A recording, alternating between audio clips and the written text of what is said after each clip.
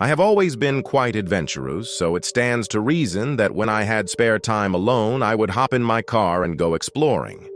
I especially liked finding old abandoned homes, and there are a lot of them in Colorado. My husband hated the fact that I would do this completely alone, and he was always afraid that I would get into trouble. When I saw a no trespassing sign, it was an invitation, so it's no surprise that I would often be where I wasn't supposed to be. One day, while out driving down old country roads, that I happened upon an old abandoned farmhouse, so I pulled into the driveway. There was no garage or carport, so my car was right in plain sight. This old red brick farmhouse was all boarded up, but around the side of the house there was an opening where one of the boards had fallen off, so I scrambled on up and crawled through.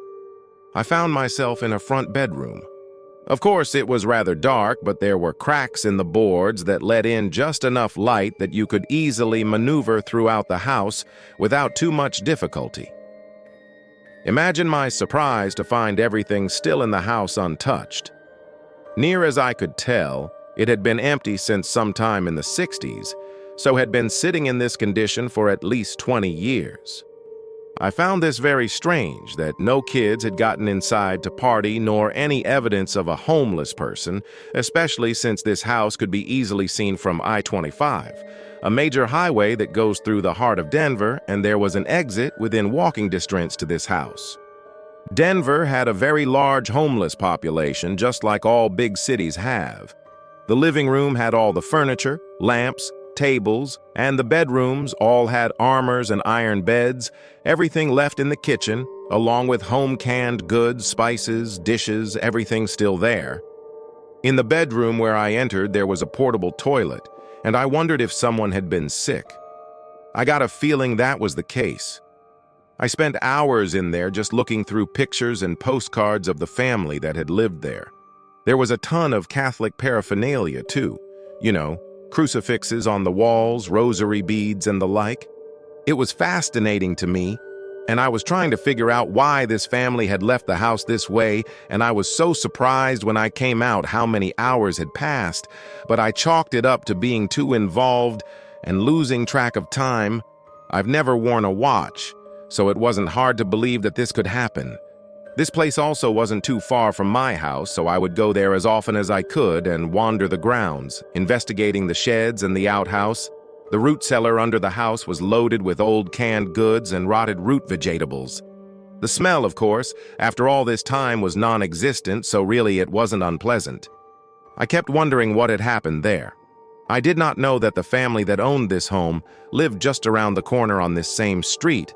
How I found out was, they caught me there and ran me off. I watched them as they left and saw where they went. Now, when I would go back, I'd look to see if they were home before I'd go in. So week after week, month after month, I would go back. There was so much to explore. Time after time, they would catch me there again and again and always run me off. I always wondered why they never called the police on me, but they never did. I think they knew I was being haunted, although I was not aware of this at the time. Later on, after I had been exploring for a number of months, I began to find myself there with no recollection as to how or when I had gotten there. But every time I went in, hours and hours would go by, and every time I came out, I was always surprised at how much time had passed. I would think I was in there about 2 hours, but would find at least 6 hours had passed, and it was dusk. It would begin to get dark and I would have to leave because, of course, there was no electricity. I was completely taken over and got it into my mind that I wanted to buy this house, so I talked to my husband about it, never revealing to him that I had been going there.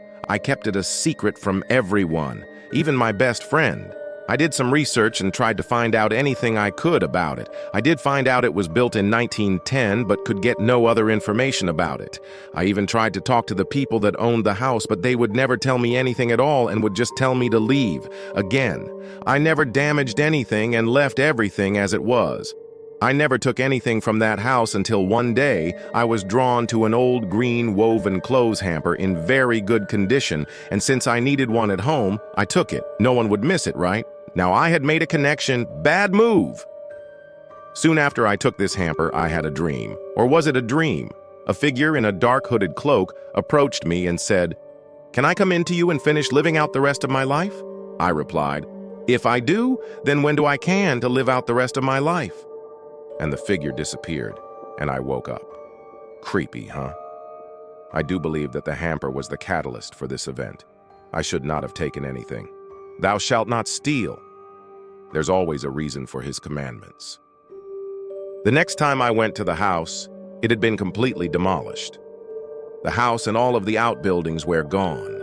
There was absolutely no trace that anything was ever there. Not a brick, not a board, not even the foundation. The root cellar had been filled in completely. I was devastated and wondered how and why did they do this. The house was safe and could have been sold. I had been going there 2 and 3 times a week, so I don't know how this was accomplished so quickly. I wonder if the dream came after the destruction, but I had not known what they had done, and the hamper made it possible for this spirit to come to me. I kept that hamper for a number of years, and was always haunted by whatever had happened there. As long as I held on to it, I could not release myself from the spirit that inhabited that house, although I never had any more dreams. I finally did rid myself of it, though, because I knew as long as I hung on to it, I'd never be free. I do not remember how I disposed of it, but it wasn't until then that I was finally released. But this had gone on for years. I'm very much more careful now when and where I go, and will stand outside and take the time to size up the spirit or spirits connected to these old places before entering. Please, if you are out exploring and you find a place like this, do not take anything, as you don't know what you are bringing home. And if you have taken anything from a house like this, get rid of it now.